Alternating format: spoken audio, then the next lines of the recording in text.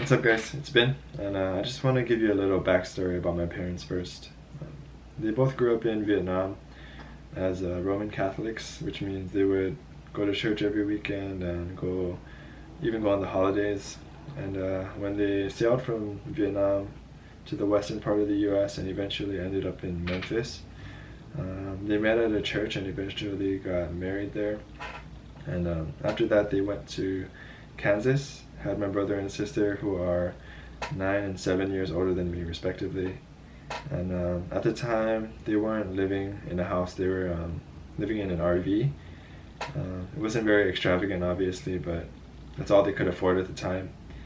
And that allowed them to save more money to eventually buy a house. And it wasn't just them living in that house; it was also my grandparents and my cousin's family. And when I heard this story, I thought, like, that must have been a really cramped house. But what I learned was that family was very important to them. And even though I give them all the credit in the world for doing what they did and supporting my entire family,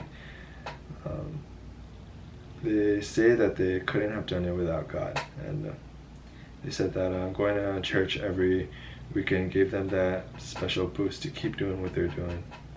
And why I mention this story is that it taught me a lot, and in regards to my culture and my self-identity, it really motivates me to work the hardest and make a better life for myself than they did for me, because they pretty much started with nothing, and they pretty much started with nothing.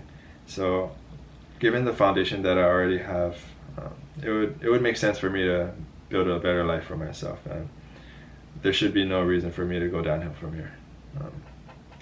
So yeah, thanks for watching, you guys.